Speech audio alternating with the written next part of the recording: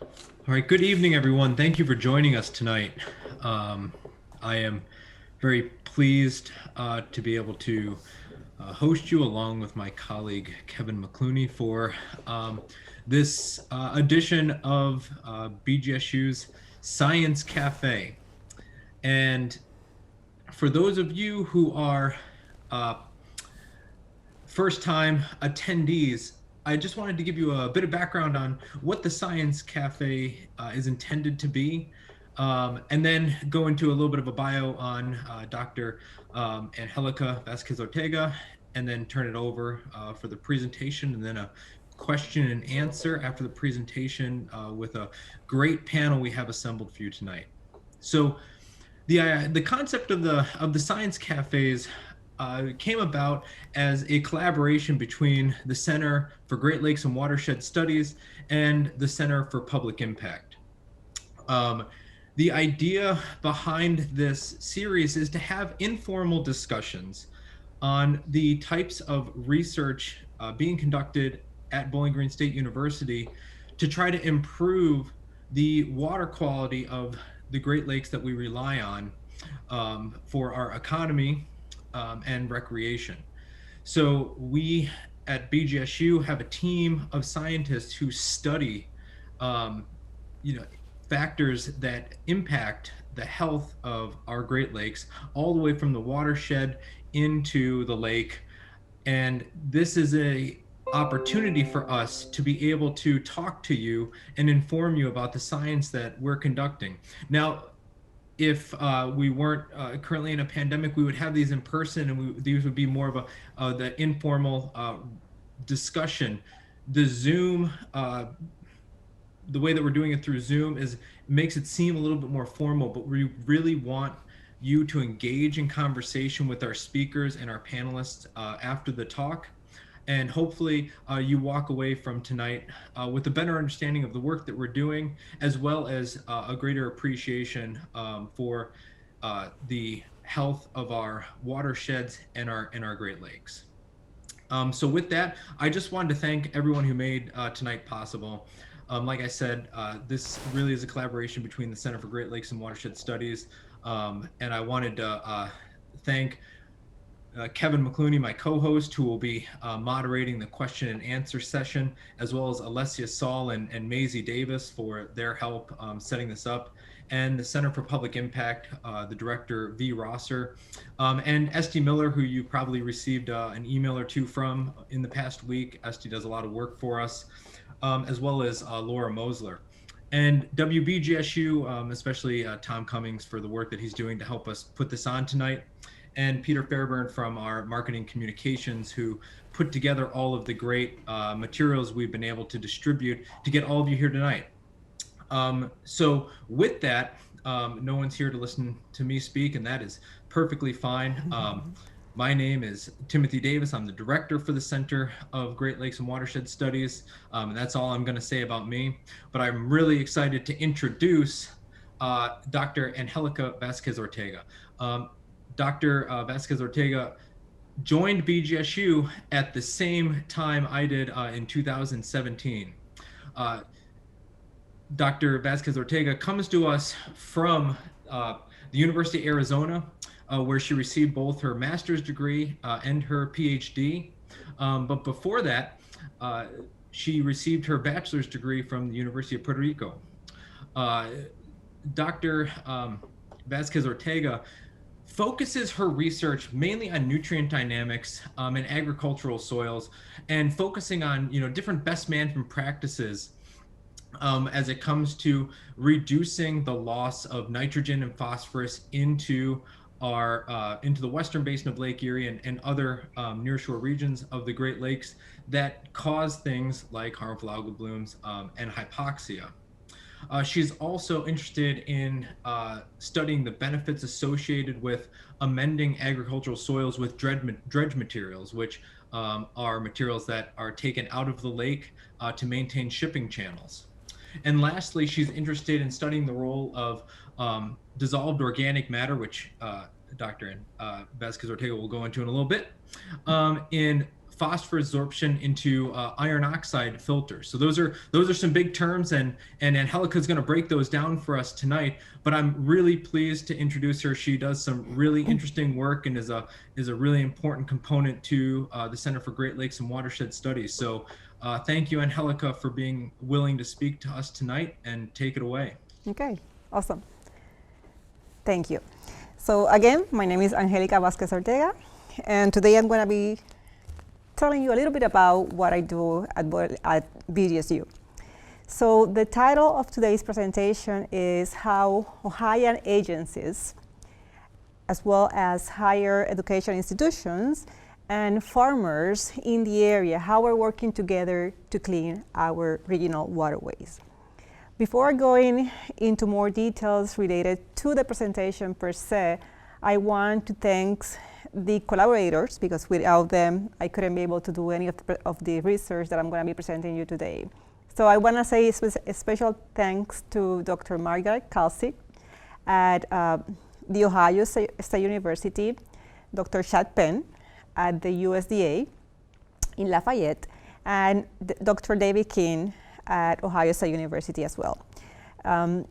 Most of the funds that were used in order to conduct this research came from Ohio Sea Grant, as well as all the other logos that we see here, the Ohio EPA, the Great Lakes Restoration, and so on.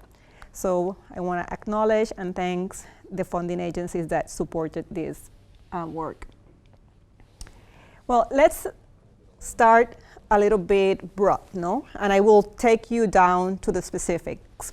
So I want to start with this simple, maybe not so simple, maybe a little bit complex diagram in which I am showing different land uses, and these are proxy, very similar land uses that we have here in Ohio.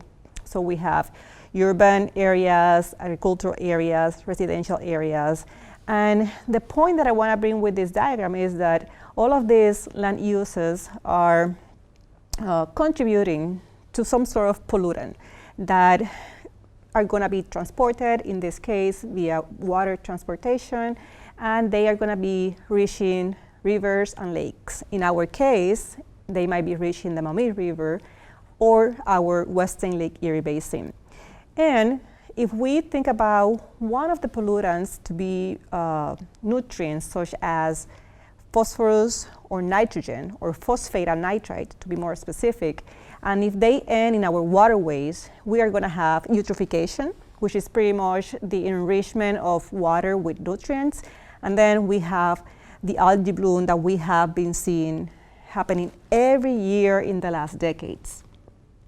And here is a picture of the Western Lake Erie region, as well as the central region, in which we can see how the bloom it's evident from this aerial photograph. So this event specifically happened in 2014, and if some of you might remember, if you are from the area, and if not, I will tell you a little bit about this story. In August 2014, Angelica? Yeah. Sorry, we're not able to see your slides. Just pause 1 second for us, please. Okay. I will restart. Yeah. Not restart, but continue. we're gonna do over, which is, just do the exact same thing you did last time. It was awesome. I'm wondering, do you guys see this one? Yes. And this one? We can see you changing them now. Okay, but you never saw my slides ever. We never saw. No. Okay. No. So very briefly, you guys remember my explanation a couple of minutes ago. So this is the diagram that I was trying to show you guys with the different land uses. And I said that high nutrient concentration in the waterways will induce eutrophication and algae bloom. And then I show you guys the Western Lake Erie portion and the central portion of the lake that actually, it has a huge biomass of algae bloom in 2014. And then I was saying that in that specific year, in August 2014, more than 500,000 people in Toledo, they were not able to drink water from the lake. And the city passed a do not drink, do not boil advisory. Why not boiling? Because you might think that if I boil the water, maybe the bacteria will die and then it will be okay for me to drink it. Well, the thing is that the algae bloom in the Western Lake Erie, they produce a cyanotoxin. So it's a toxin that it's very dangerous for the liver. So if we drink it, it might be detrimental to the human health. So the city was distributing potable water because of the severity of the problem. Okay, so that's a little bit about why it is relevant to understand and to try to mitigate the transport of nutrients into our waterways. Well, now I want to tell you a little bit about history of this area. And I imagine that most of you knows that before we had the Great Black Swamp, but we no longer has this swamp, maybe just a couple of remnants, not even a couple of percentages remains today. And the thing is that almost 200 years ago, the government was subsidizing and supporting the idea of draining the wetland, the swamp. Why? Because here we can see in this diagram a soil profile in which we can see that dark soil. It's very rich in organic matter, and when we drain the soil, now suddenly we have a really fertile soil in which we can plant different crop. In this area, in specific, we have corn, soybean, and wheat. So, but what happened when we are draining the wetland? Now we are switching from one natural landscape to a more anthropogenic or man-made altered landscape. So this image that I'm showing you here, this map, it's showing the western, actually the Maumee River, it's here, and it's showing the watershed of the Maumee River. The yellow color represents agricultural land use, and we can see that most of the land is actually farmland. So between 80% of the land to 85% of the land in Ohio is from agricultural land use.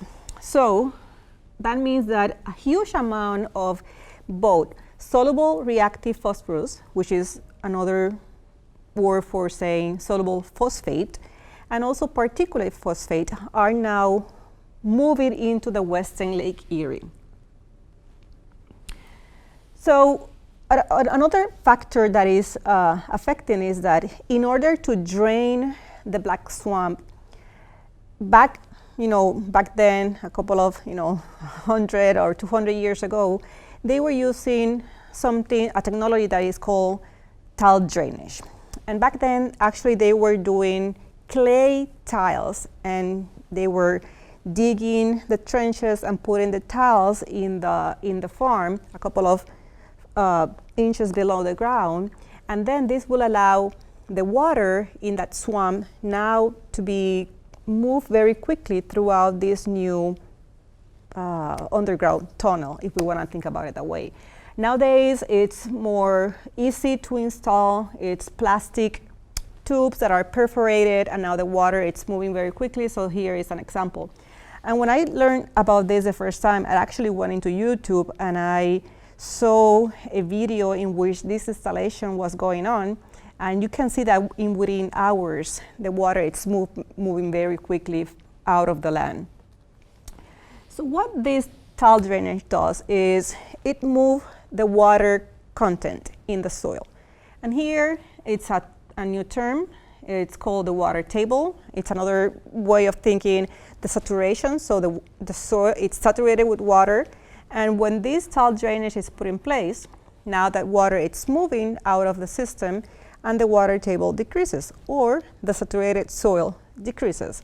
And this is very beneficial for the plants because now the root system can penetrate deeply, and can get access to additional nutrients in the ground.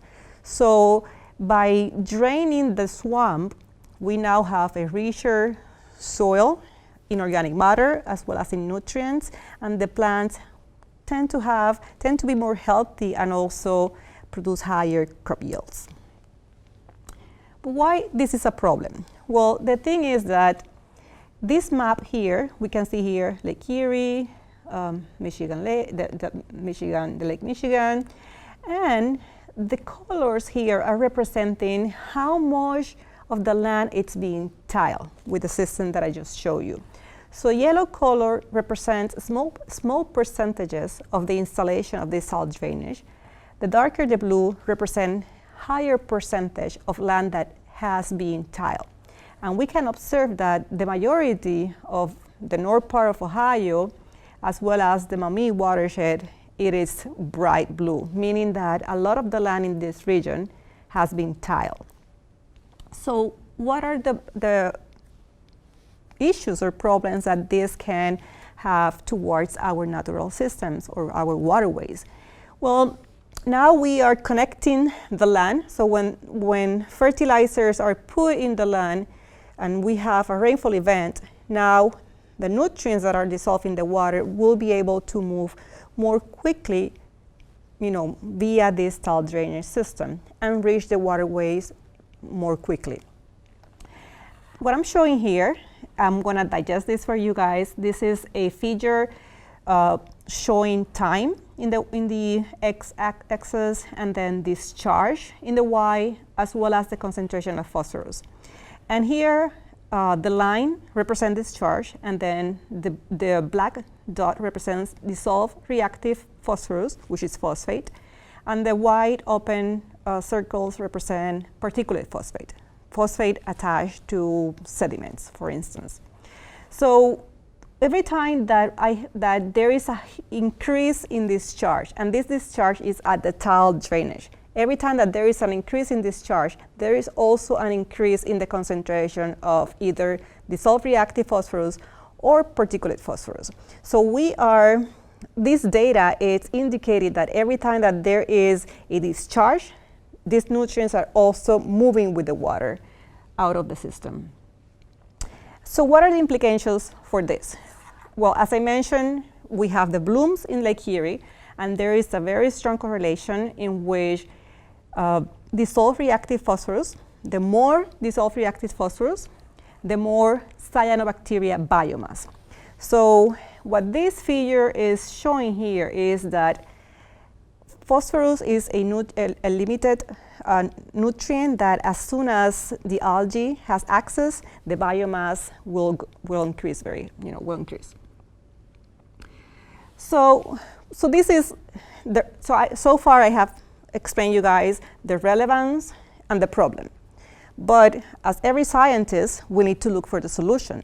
And here I am presenting you guys a good amount of solutions that either federal or state agencies, as well as high education institutions, as well as farmers, we are working together to put these practices in place. And we name these practices best management practices, and for agricultural, then we say agricultural best management practices. And all these practices are put in place to try to mitigate the export of these nutrients into waterways. Some of these practices can target a specific management, if we can think about it like a compartment. So we have the soil management, we have the water management, and we have the nutrient management. And just to mention some examples, for the soil management, we can have cover crop. For the water management, we can have wetlands, riparian buffers or wetlands at the edge of the farms. And for the nutrient management, we can have precision ag, or we can have different type of filters. And this is the main idea for this for the research that I'm going to be showing you guys today. I'm going to be talking about one specific type of filter that will help reduce the concentration of phosphate entering into the waterways. These BMPs, for short, they can also be put in place in the landfill. So we call them infill practices or at the edge of the field. Once the infield practices, for some reason, couldn't retain the nutrients, and then we want to target them and intercept them at the edge. Just to mention a few examples, here we have infield practices, as I mentioned, cover crops, crop rotation, and here in Ohio, the typical one is corn, soybean, and in some instances, wheat. It's also put into the rotation. Then we have edge of field practices, again, that they are put at the end. Here, a couple of examples. We have phosphorus removal structures, which is the one in specific that I'm going to be discussing today. This one will retain only phosphorus.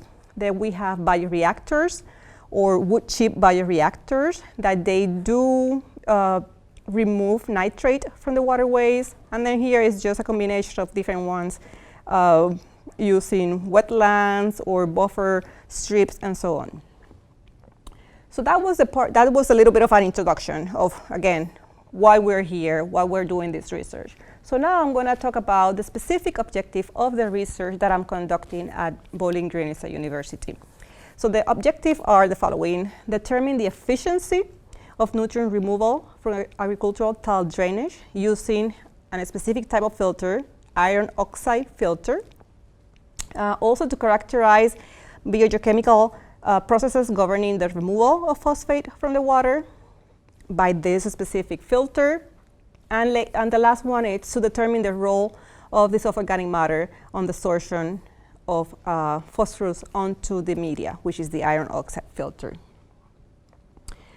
Okay, so I want to show this picture because I think that it's very important to give credit to the farmers. Again, this is a collaboration among many different offices and institutions, and farmers are very important, and we need to recognize that farmers want to be part of the solution. So we all are working together to solve this problem.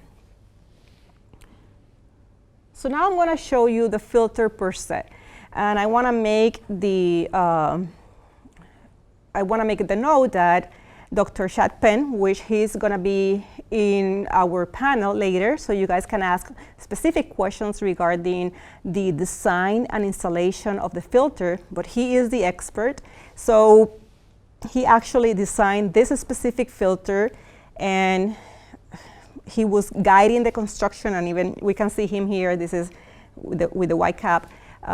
He is the expert doing this type of engineering designs. So the filter, in this specific case, the media that he used was an iron oxide. And in some instances, the iron oxide can be put directly into the ground. So when water moves through the media, the nutrients in a specific phosphate will be absorbed or sequestered or grabbed by the media. But in this case, he used a septic tank. And the idea is that now the media is confined, and he would like to regenerate the media in situ. What does that mean? Well, the media will have a lifetime. No, only X amount of phosphate will be able to be trapped in the media. And after that, the efficiency of the filter will decrease over time.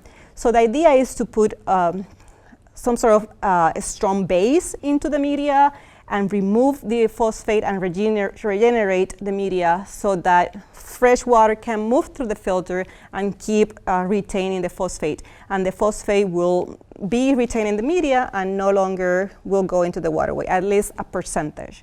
This is how he designed this, to remove a percentage of phosphate from the tile drainage in this case. So we can see here the whole team putting together the system. They have different instrumentation. In this case here, we're seeing an auto sampler. So every hour or whatever is the time frame that they set it, they are collecting water samples, and then later we can analyze the water samples.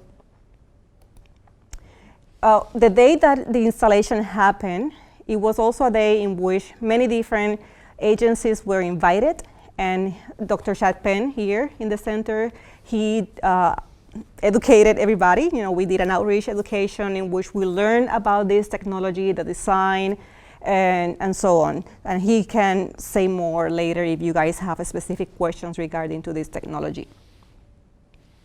So just let's talk a little bit about the materials that we can use in these filters. The idea is to use a media that will be able to retain phosphorus, something that is very reactive, and phosphorus will feel some sort of attraction and be attached to the media. And there are many different types of one. So steel slag and fly ash, for instance. The one that we use, again, it was a synthetic, if I am remembering correctly, iron oxide. And so this example here is what I was explaining you guys regarding the regeneration. So we can see here the PO4 represents phosphate, and we see the iron and how phosphate is interacting with that iron. So this is how the iron media actually behave. It will be retaining the phosphorus. And then the regeneration will be putting some sort of base, in this case is sodium hydroxide, and then the sodium hydroxide will replace the phosphorus. We collect the phosphorus, and the phosphorus is disposed properly from the site. And then the media is regenerated, and it can be used again. Usually these filters can be designed to have a lifetime of maybe 5 years or so, but with the regeneration in situ, we can expand the time that they can be efficient and in use. So this picture here is showing the final product, and we can see here the septic tank. We can recognize that as a septic tank, and the media is inside the septic tank. Here we have the inlet, so water will move through this one. It will be distributed inside the media, and then it will go into the outlet. And here I'm showing you guys the outlet that it will go into the waterways.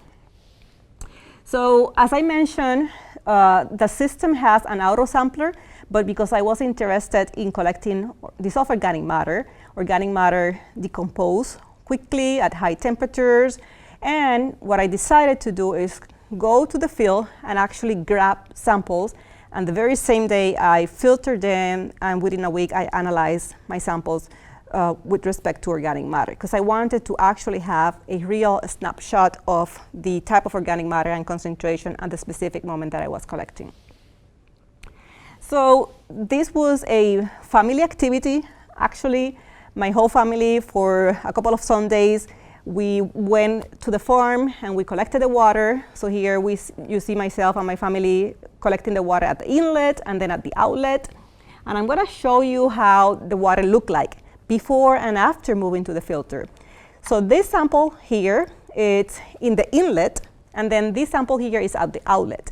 And we can see after I filter, I filter using a paper filter, we can see how much organic matter and debris or particles are in that filter versus this one. It looks relatively clean. And we can also see the unfiltered, the filtered inlet solution and the filtered outlet solution. So we can see that there is a difference in colors. And that difference, whatever was in that solution, now it's attached into the media. So we can, just by looking at the color, we can see that the filter, the phosphorus filter, is retaining whatever constituents are in the water. So I'm going to show you only two graphs of my data, because I want to show you guys how efficient this filter is. We see here in the x-axis time, so this were the different Sundays that I went there with my family, and this is the phosphate concentration in milligrams per liter. And I'm also showing you guys two lines. Here the black line is the inlet concentration, so what it's coming from the land, and the red one is the outlet concentration, what it's coming out of the filter. And we can see that here is the concentration of P, there are differences in the concentration. But when we look at the outlet, in most of these days, I got 0 concentration of phosphorus. So the filter is extremely efficient removing phosphorus from the system, at least during that time that I was collecting data. And this was pretty much at the beginning of the life of that filter. But I also observed that not only phosphorus was being absorbed by the media, also dissolved organic matter or total organic carbon that is here in the y-axis, and again I have time. And it's the very same legend, inlet and outlet. So the concentration of organic carbon was high and then it was low. And this data, it's telling me that not only phosphorus is being retained by the media, also organic matter. And this gave me an idea because later I'm going to engage in a conversation with Dr. Chad Penn, because I think that this data will help inform him better on the design of the filters. Because my hypothesis is that potentially the organic carbon is competing with the phosphorus, and the active sites that will trap, retain those phosphorus might be occupied by the organic matter. And that's what's going to be the work of my master's student, which is also, she's going to be part of the panel. So if you have questions regarding the experiments, she will be able to answer. Again, this is the first, she is from Bangladesh. Bangladesh, and she just moved here, so she's still getting acquainted to the research, but she will be able to answer some basic questions. So what is she going to be doing? Well, she's going to be doing laboratory experiments in which she's going to have a different set of parameters, and we want to see if, in fact, organic matter is competing with phosphorus. So she's going to be doing what is called column experiments or flow-through experiments. So we're going to have a influence solution, which is going to be mimicking like the solution in the land or in the tile drainage. That solution will move through the tiny columns which are mimicking the filter media, and then we're going to be collecting that with the fraction collector. And here is my student Fatima, that you guys are going to be meeting her briefly. So here is a little bit more details. I'm sorry, maybe this is too much details, but I will just very briefly discuss some of them. These are the specific experiments that she's going to be doing in the lab in the next months. And most of the data that she's going to be using was informed from the field data.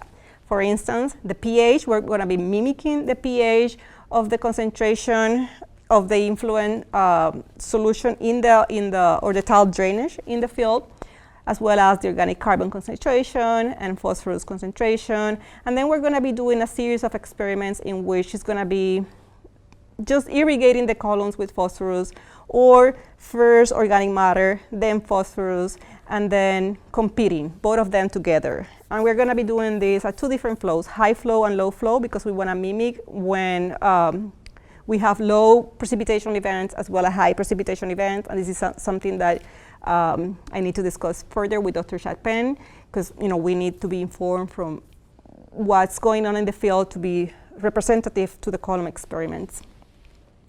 And my student, she's going to be measuring a lot of different parameters, pH, organic carbon, phosphorus, and we're going to be characterizing organic matter as well.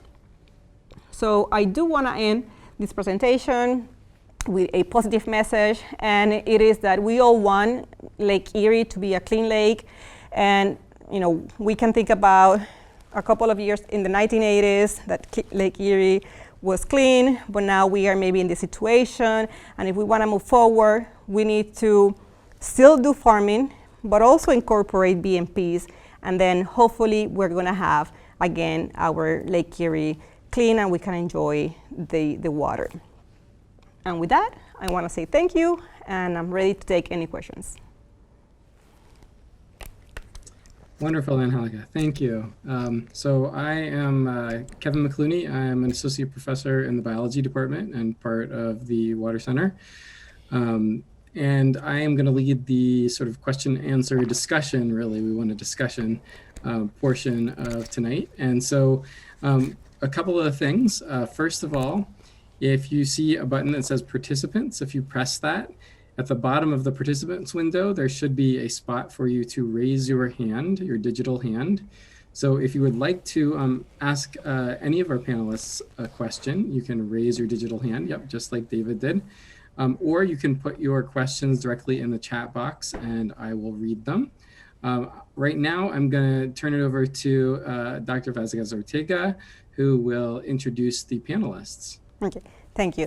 So I have been mentioning Dr. Penn a lot in this presentation, and he is here part of the panel, which I'm very happy and thankful for him to decide to participate in this event.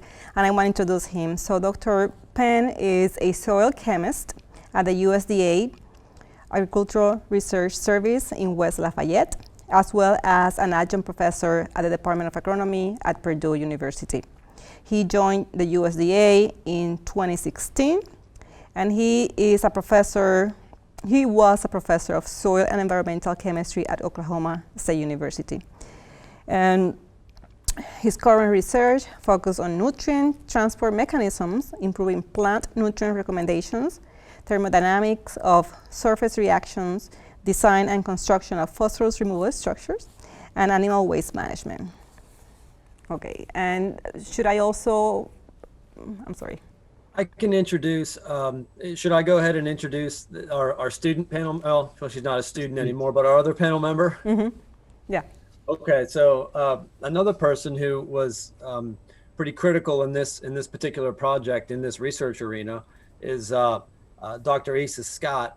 And Dr. Scott currently, she's a postdoctoral researcher at the University of Maryland in conjunction with USD ARS in Beltsville, but she just recently graduated from Purdue. She's my first PhD student from Purdue, at least, and I really like to brag about her. But anyway, she got her degree in December in ag and biological engineering, and her work was critical to the design of the structure because she was specifically working on this media. It's the iron coated activated alumina, and she was also did some really nice experiments on the regeneration technique, which went became important in how we actually designed it so we could regenerate it later on in about 10 years probably in situ.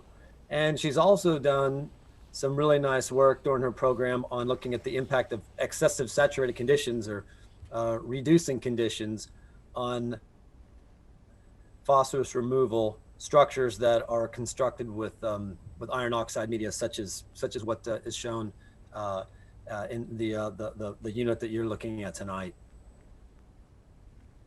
Awesome. So can I also introduce Ume Fatima, my master's student? I'm sorry, I don't know if Isis wanted to say something. Yep. Go ahead. So can we bring Ume? Okay, awesome. So Ume Fatima, she joined Bgsu last fall, and she was taking classes abroad because of the COVID-19, but this semester I'm so happy that she was able to join Bgsu. And now she's going to be working in the column experiments as I just mentioned.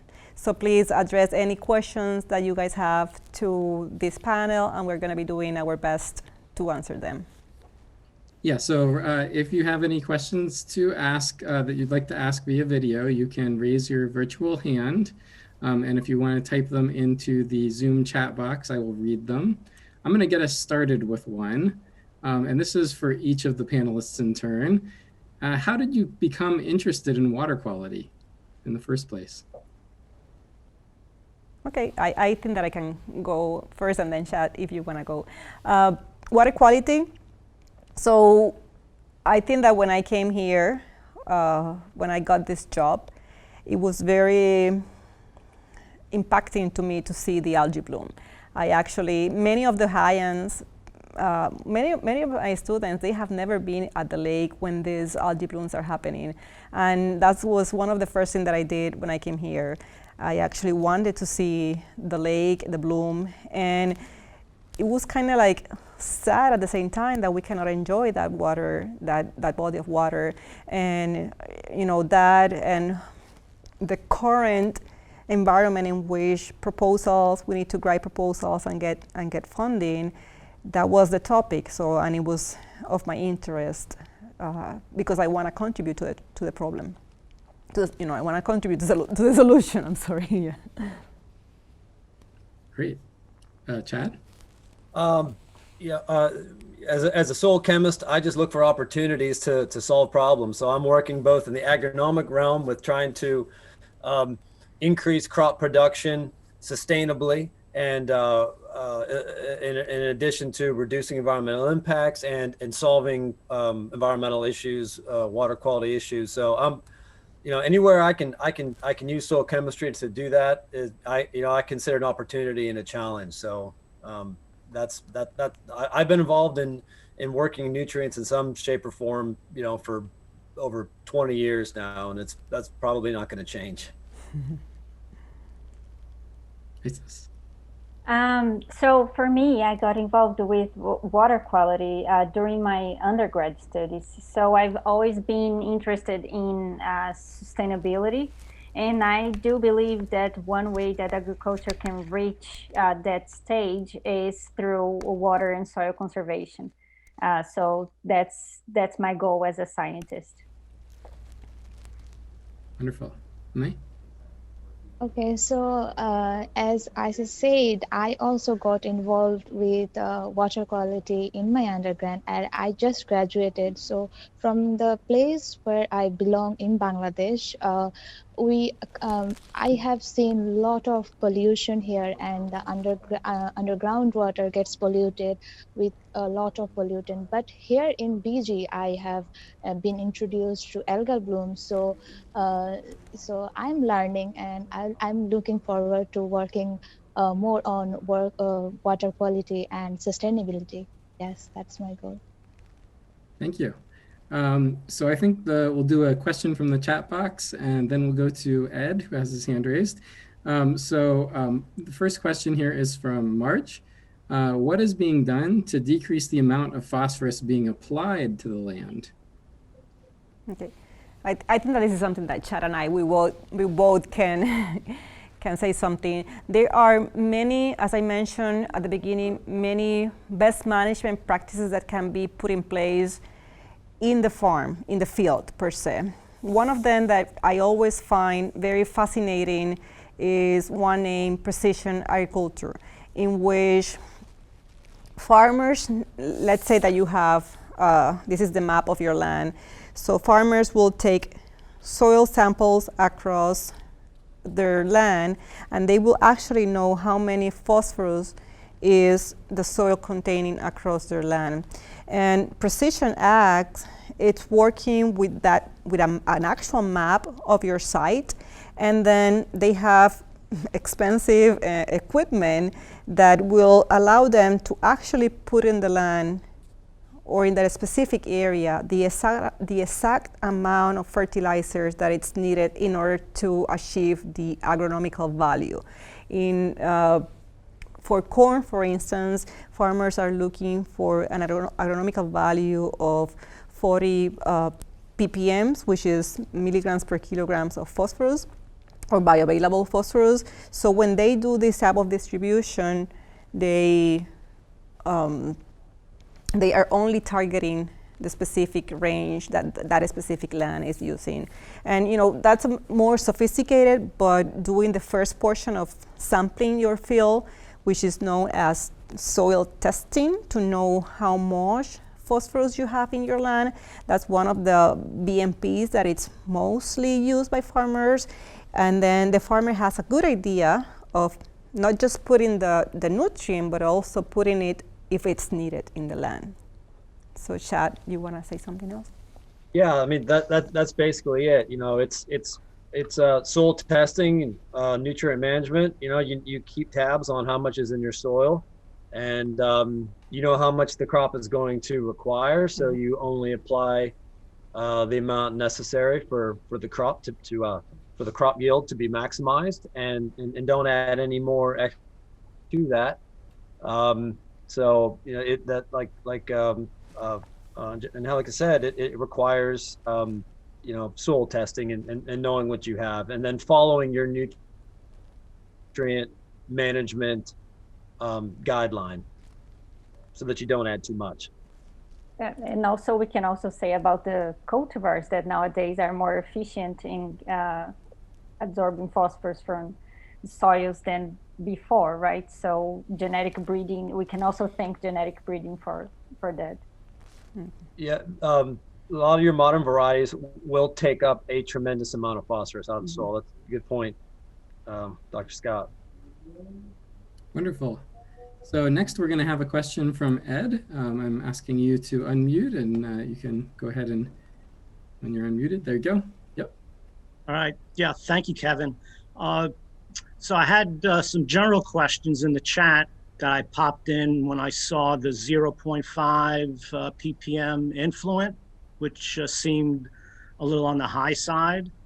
And then I got the answers back that you kind of forced it by over-fertilizing and what have you. So that's a concern because the absorptive capacity is greatly influenced by the influent concentration. So whatever bench work you do to simulate field conditions should be, you could do the 0.5 to get your good results and look at the regeneration factors. But if if the base load is closer to 0.1 or less, you're going to see a lot different results on the absorption capacity, and then obviously your exhaust stream. Yes, yeah, that's true. And we do not have 0.5 milligrams per liter dissolved P flowing into that thing. I wish we did, because it would make a better demonstration.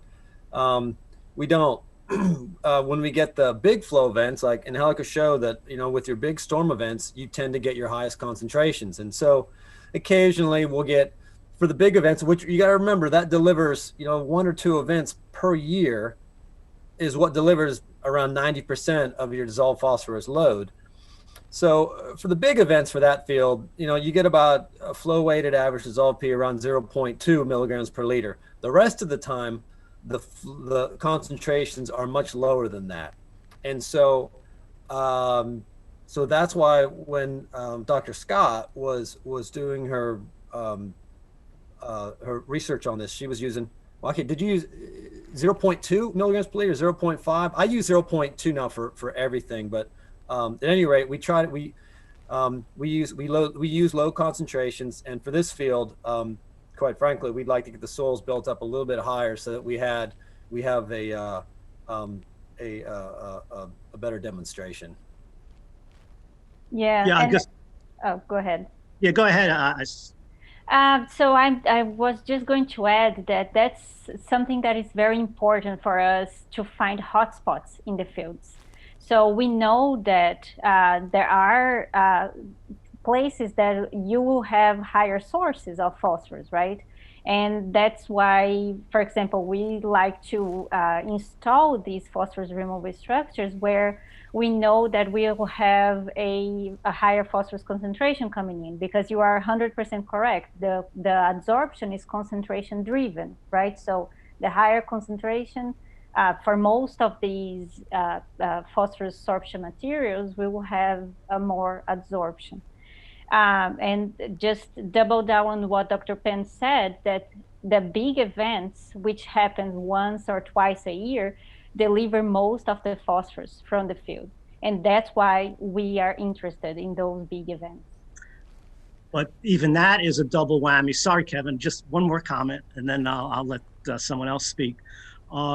So then you've got the other factor defeating you if you're relying on the big events, and that's contact time. So now you've lost, because of the high volumes, now you've lost your contact time. So you can't possibly treat all of that phosphorus by absorption anyhow without bypassing 90% of the flow. No, that's not true for our systems. At least the way I design them, we design them to meet a minimum retention time at the maximum flow rate. So we characterize the site and determine, what are going to be the peak flow rates, what's going to be high, and then we try to design that structure if feasibly possible, and a lot of times we can, to be able to handle 100% of that flow rate, or maybe a little bit more, and while achieving that flow rate, also achieve a certain retention time. Now, that gets to be a really big challenge for some sites and for some media. One of the nice things about this media, one of the reasons why we chose this media, again, it's an iron oxide, it's an activated alumina coated with iron oxide.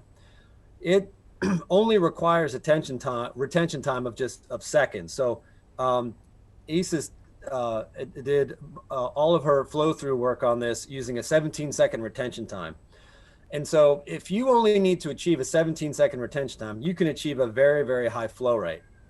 That's one of the reasons why we chose that material. Now, for other materials, you need a longer retention time. You need 10 minutes. And again, if you're trying to design your structure, which I do, to meet that minimum retention time at the highest flow rates, that often translates to a very large structure. I'll give you an example. One of the materials that I really like to use a lot is metal shavings. It's a steel metal shavings, and mix it with gravel. And those metal shavings start to rust. They form iron oxide.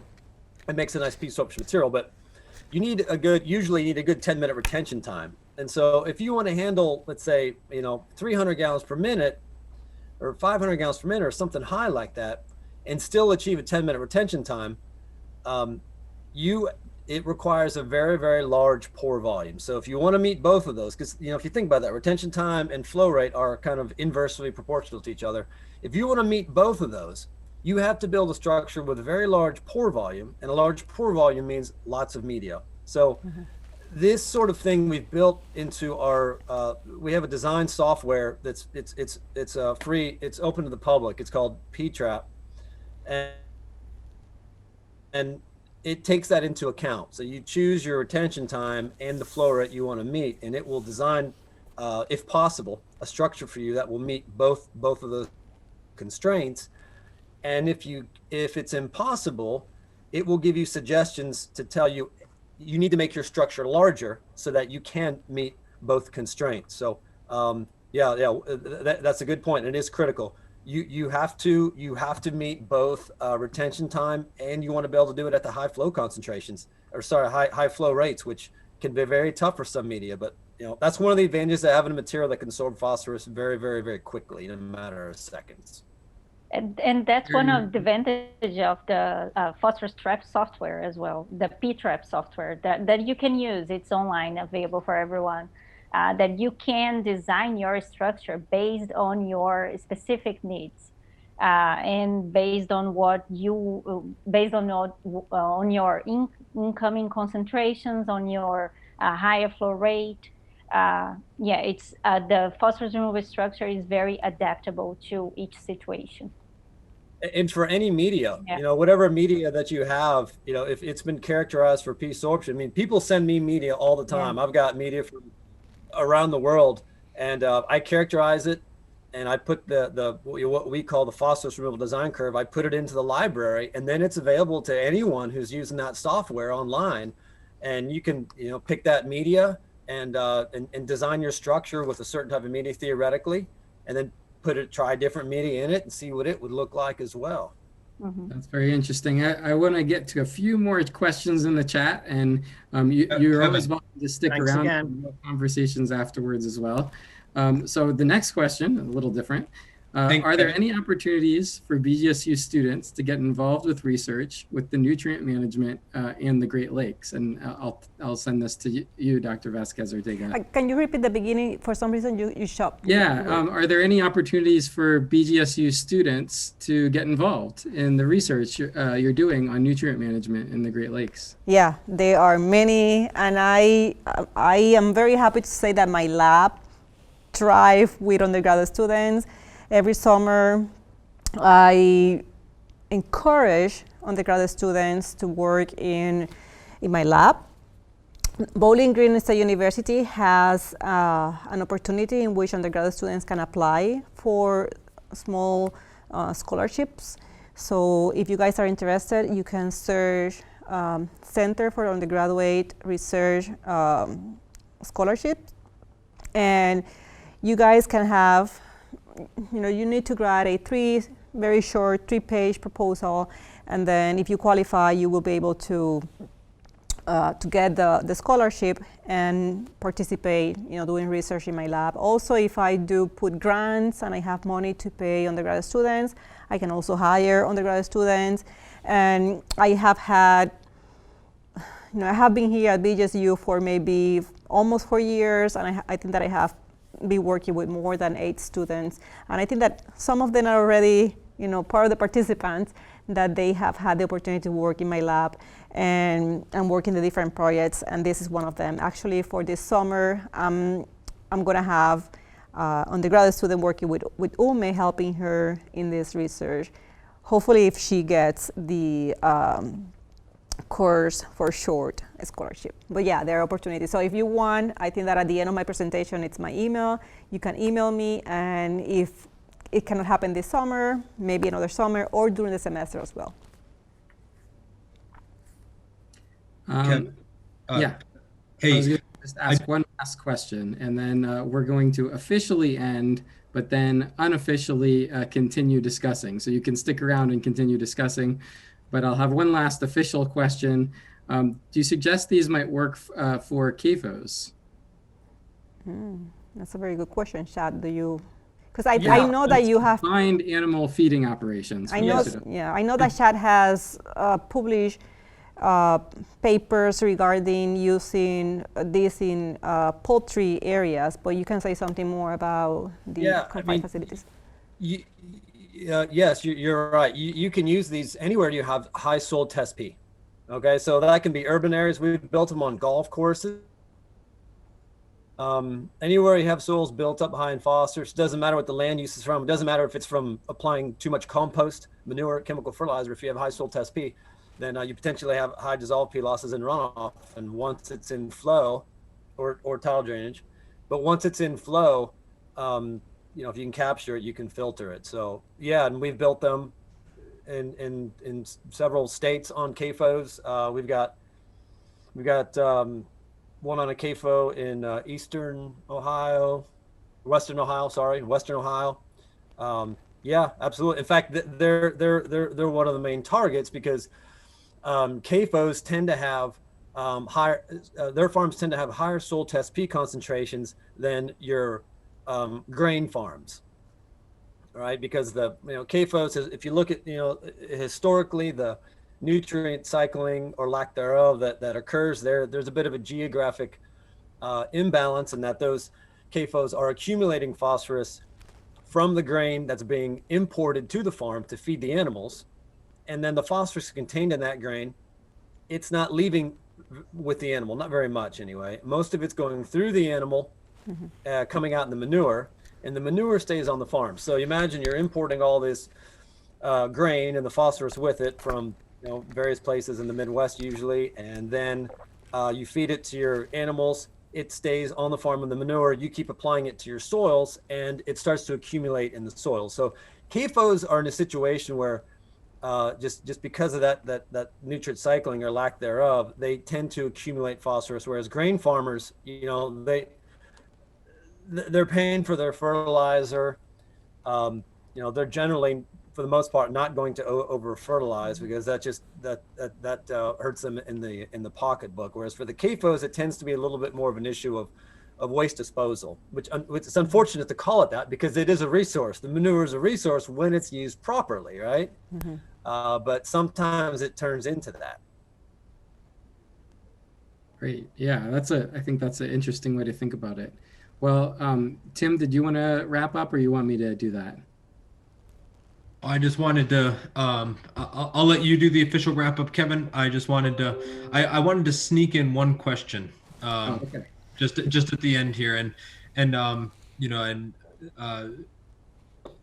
the question really was, so when we think about the economics, right? So farming economics, how would you address a farmer that says, well, we live on, razor thin margins? Well, how would the installment of these P traps, either, what's the upfront cost versus the return on for a farmer? How would we convince them that these would be cost efficient upfront and also save them money in the long run while, at the same time, being beneficial to the lake, right? So how do we meet all those three? Well, I think that I have an idea, but Chad, you actually knows better how much they are. I have heard that maybe between $10,000 might be the cost of one of these filters, but I imagine Depends on the size. If you're Yeah. building one for a great big, if you're building one for a great big county drain that's draining hundreds of acres, it's gonna cost more. But for a lot of the small for the for your like 20-acre fields, a lot of times it can be $10,000, less than $10,000 in a lot of cases. But when you get to it, when it comes down to it, is that it's not making any money for the farmer. All right. It's not increasing their yield. So they really don't have they don't have economic stake in it. And you could say, oh, well, we could take this phosphorus that we trap in it and extract it, with our regeneration procedure. You got some phosphorus that you pull back out of it and say, oh, they got this phosphorus fertilizer they can use now, but it's hardly anything. Okay. The amount, the issue is it's a paradox of phosphorus requirements. We don't need very much phosphorus to make a pond or a lake, aquatic system to go eutrophic, but we need a lot of phosphorus to grow a crop. And there's very little relative to what's applied to the field. There's very little phosphorus that's leaving. If I take, from a filter, all the phosphorus that we capture, so let's say after 10 years, I don't know what we have, and actually I can pull up the numbers right here. In 10 years, theoretically, we could be around like 20 pounds of phosphorus, 20 to 30 pounds of phosphorus. Big deal. 20 to 30 pounds of phosphorus, that's not enough to fertilize even 1 acre. All right. So that's like $30. That's probably only $15 worth of phosphorus on the market. All right. $15 worth of phosphorus is nothing economically to a farmer.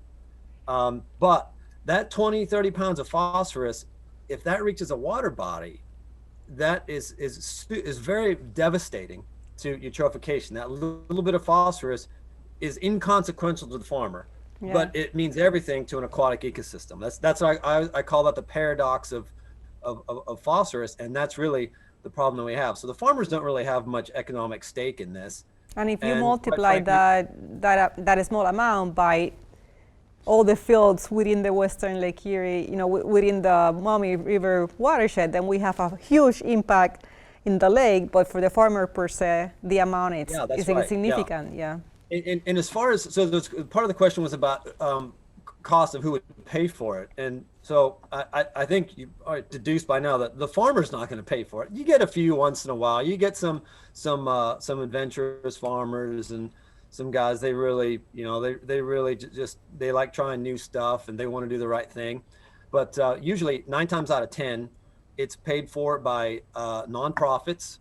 So, TNC is paid for some of these things, but for the most part, it'll be paid for, and it's cost shared by the NRCS, the Natural Resource Conservation Service. They cost share it in their, it's called the EQIP program, Environmental Quality Incentives program. And so they will pay for it in certain states, just like they pay for nitrogen bioreactors. They'll pay for riparian buffers, stream fencing to keep cattle out of fencing. So in other words, tax dollars is what is used to pay for a lot of conservation practices, including this one. No, that's great. Thank you so much. I think that's a great way to kind of wrap this up. I mean, the technology is really fascinating. The work that you guys are doing is really important. And I just wanted to say, as co-host, just thank you so much and for being here. We really appreciate the time and the effort you put into Angelica making the presentation, giving the presentation, and for the panelists to answering all the questions. Kevin, did you want to officially end us? And thanks everyone for coming. Yeah, thanks, everyone. Yeah, that was Thank great, Tim. I mean, I think he put it well. We want to thank all the panelists, and we're going to be doing the unofficial. I just want to be clear, unofficial the official end, but we're going to unofficially continue for probably another 15 minutes or so, and I'll try to get to some of these questions in the chat that we weren't able to hit yet. But I just want to thank all the panelists and everybody that was involved in helping set this up.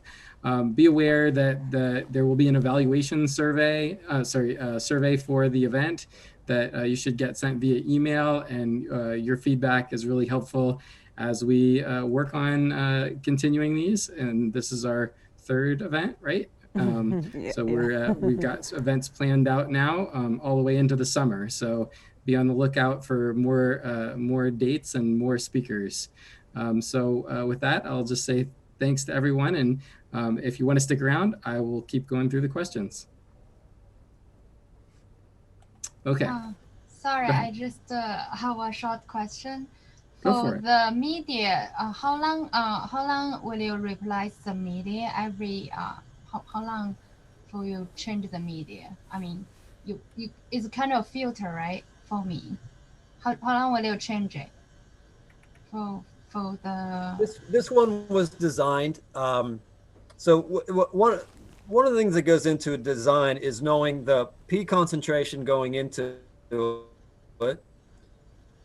On average, it varies throughout the year, and with the flow events, as Angelica showed, and the annual flow volume. So your volume times the concentration is your mass of phosphorus. So knowing that and knowing how much you want to remove and how long you want it to last, those are things you get to choose as a designer. So we purposely designed this, assuming this thing. We assumed that the inflow concentration. We had some measurements that it was 0.2 milligrams per liter of dissolved P going in. We had estimates of the annual flow volume, and based on that, knowing that we wanted to remove 40% of the cumulative load, that is all the mass of phosphorus that flows into that unit over 10 years, however many pounds that is over 10 years, we wanted to remove 40% of all that. So that's kind of it's a design, it's something you choose as a designer. We could have designed it to remove 60% over 3 years, or I don't know, 40% over 20 years, or whatever you want. That's up to the designer. Okay. This one was for 10 years, 40%.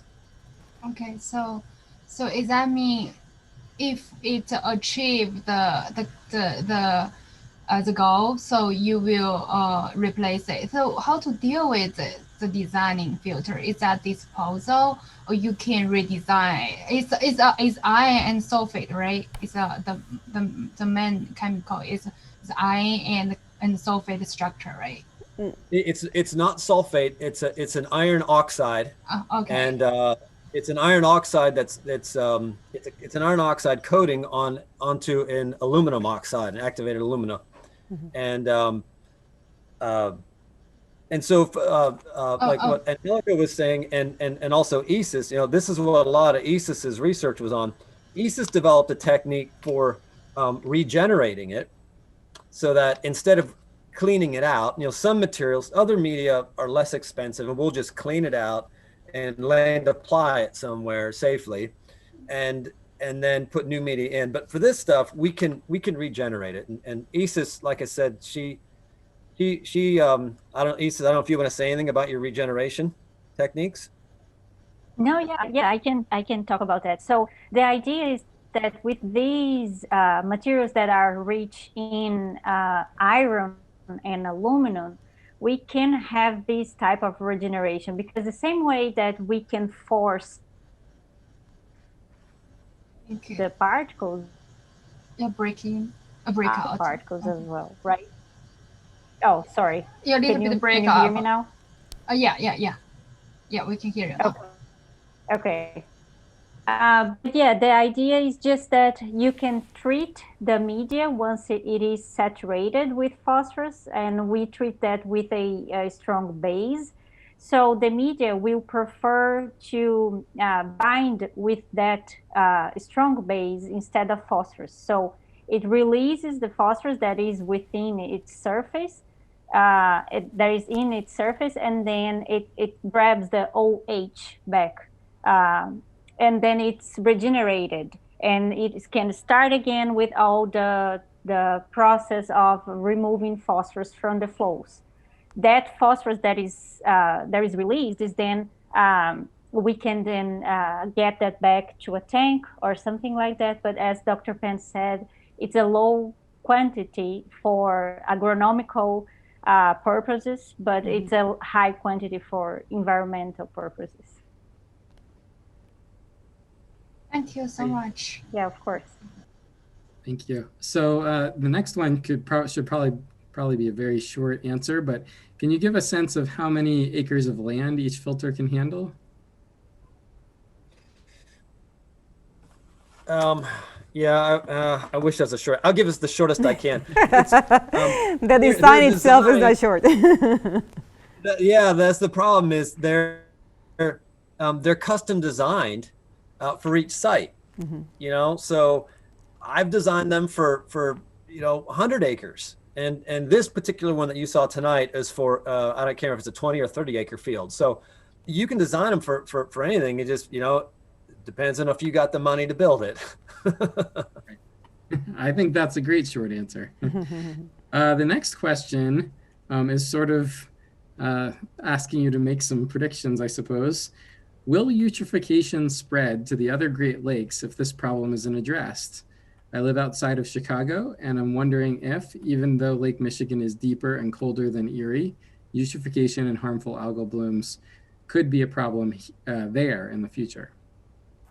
Well, I think that we do see this eutrophication and algae blooms in Lake Erie because Lake Erie is one of the shallowest and warmer lakes of the region. So this is why this lake is so active or alive, if you want to think about it that way. It will all depend the export of these specific nutrients, and again, phosphorus has been linked to the biomass, to the growth of the algae. Nitrogen or nitrate, it's going to be more related to the toxicity. Most of these cyanobacteria produce cyanotoxins. It will all depend on, again, weather conditions as well as how the land use in that area, how much agricultural and how much or little best management practices are being put in place. I don't know, Shad, if you want to say something else.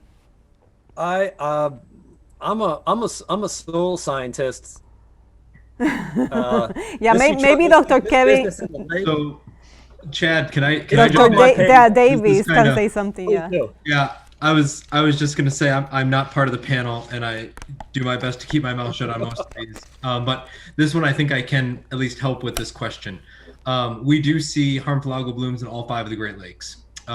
So in Lake Michigan, will the main body of Lake Michigan ever experience harmful algal blooms like we see in the Western Basin of Lake Erie? Probably not. But in Green Bay, the Fox River that flows from that kind of connects Lake Winnebago to Green Bay, that's a nutrient source. So Green Bay experiences these types of blooms. Saginaw Bay in Lake Huron, you have Bay of Quinte and other areas along the New York coastline of Lake Ontario, and even the western portion of Lake Superior near Duluth, Minnesota has also, and the Apostle Islands has seen several harmful algal blooms and eutrophication issues in the past 5 to 7 years. So all 5 of the Great Lakes are impacted by cultural eutrophication. And Western Lake Erie is really just our kind of poster child for this, type of problem, but it is a region and, quite frankly, a global problem. So just adding on that, there is a piece of research by Dr. Sinia. I think she's from Stanford University, and they modeled what will happen to different water bodies around the world in the 21st century, given the situation that we have nowadays and given all the scenarios with climate change and the rising temperatures and more frequent and more intense rainfalls. It's a model, right? It's a representation of reality based on what we know nowadays. But according to their research, eutrophication will increase and will get more frequent as we go deeper into the 21st century. Isa, since we're on the subject of climate change, that leads into one of the next questions, and maybe you want to give it a shot. And so we have a question sort of asking about the filter structures. Are they going to be able to handle more extreme rainfall events with respect to climate change? I think that's, well, depends on the design again, no? Exactly, yeah. That's the advantage of these phosphorus removal structures. They can be as adaptable as you want. But again, as Dr. Penn said before, they are designed based on the maximum flow that are expected, for example, for a 10-year storm. But you can design it for a 100-year storm, for example. It will be more expensive, you need more media, but you can design according to your needs. If one of your needs is, okay, I want to be able to treat for the effects of future rain, more extreme and more frequent rainfalls, then you can do that. But yeah, it will depend on the objectives and possibilities of the place where you are going to install it. Yeah, and I think it's more also cost effective, you know, whatever, yeah, how much they're willing to pay and these events, yeah. Yeah. Angelica, we've got a question that probably would be good for you. So there's a question, I'm going to kind of try to summarize it, but basically talking about how the soils in our region have lower carbon content than they used to, right? That we've lost a lot of sort of native higher soil carbon soils, and what is the effect of that? You know, would we be in a different situation if we still had those? I think that that's true because, you know, this was the former black swamp, so organic matter was very rich in the region, and most of the soils are known molly soils, which contains a very high, thick organic horizon. One of the practices that actually is depleting carbon concentration in our soils is by doing tilling or plowing the soil. When this type of practices is done by farmers because they want to prepare their land to plant their crops, they disturb the soil. And during this process, organic matter, it's more likely to be decomposed by bacteria, and then CO2 is emitted into the atmosphere. And this is also contributing negatively to the climate change. And I think that, you know, we also need to start changing our vision towards, instead of these soils being a source of CO2, actually being a sink of CO2, you know, accumulating organic matter into, you know, making that organic matter being part of the soil. And I think this is now, maybe with the new administration that we have in the in the US, and be more towards recognizing climate change. Maybe now we're going to be doing more and more projects on thinking that let's have our soils as sinks instead of being sources of CO2. Great. I'm going through a few more here. I saw one about grass waterways, which seems to have been addressed somewhat in the chat, although I could maybe add to that a little bit myself. I've done a little bit of work in that area. Yeah, you are the expert there. I am not. Well, Chad, you know, I think Chad makes a good point, but I think that there's still some questions about how much it can remove dissolved phosphorus as well. Yeah, it's mainly more particulate phosphorus. I'm sorry. Hey, Kevin, this is Ed Weinberg. Pardon the interruption, but you know, I just had some minor eye surgery this afternoon, so I'm basically squinting now, so I gotta bow out. But I did want to interrupt.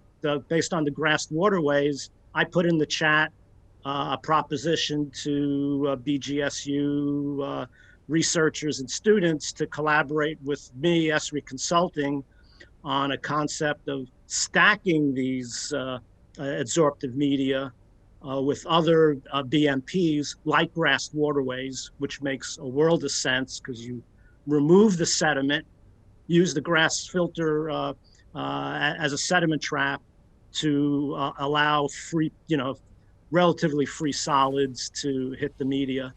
But another natural stacking would be post a wood chip bioreactor. And now you get nitrate and phosphate all in the same best management practice. So I'd like to propose something like that to AFRI Foundational and Applied Science program. So if anyone from BGSU is interested in taking the lead as an integrated project to AFRI Foundational, I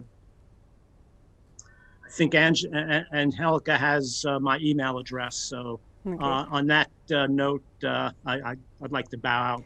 But thanks for letting me interrupt. And Thanks, actually, Ed. I think we're nearing the end here, but I think that's a good point. I'll let others weigh in, but I think that it's there's lots of potential solutions, and we can think about ways of combining them to produce solutions. yeah, and I want to say, and Chad, maybe it's more familiarized with the project if it's going on in this way, but my understanding is that initially that was the idea for this specific field, that we're going to have a wood chip bioreactor intercepting first the water for the tile drainage, and then we have the P filter, because again the P filter will only solve the problem of phosphorus, and then the wood chip bioreactor will solve the problem of the nitrogen. But I don't know if the installation happened. Do you know, Chad? No, it never happened, and like you said, it was supposed to happen. It didn't, but we did end up doing that at another site in Delaware County, just north of Columbus. We did that. We have a treatment train of a bioreactor in line with the P removal structure. The only thing about that is, keep in mind that those bioreactors are designed to have a super long retention time, many hours. So as a result, they can only handle a very low flow rate. Which makes it easy if you're plumbing that into a P removal structure, it's a piece of cake, because I'm used to designing them for peak flow rate, and so there's a little bit, you can do it, and we've done it, but you have to design them so that the overflow is most of the water that flows in the bioreactor is not going to be able to go through it. They just can't handle much flow rate, so you have to build. We built a bypass on it. To take any excess water from the bioreactor and put that into the P removal structure. So the P removal structure is fed by water that's been treated by the bioreactor and the bypass water from the bioreactor. That's the only thing I gotta keep in mind on those. Is there, nitrogen and phosphorus, and the timing of those things, they're very different. But I just mentioned that one as one of many, because you can do the same thing with an enhanced wetlands. Yeah, and just egress it with a water control structure loaded with the media. Yeah, wetlands. Are people interested in using P-sorption materials in wetlands? A lot of people in Europe have done that. Some people in Florida. Yeah, you're right. It's a good point. You could even do it with sedimentation or infiltration basins. You can convert, Ed, you're right. You can convert a lot of things into P removal structures. That's what I'm thinking. So I think it would make a good proposal to AFRI Foundational. But I'll leave it at that, and thankfully bow out tonight. A great presentation.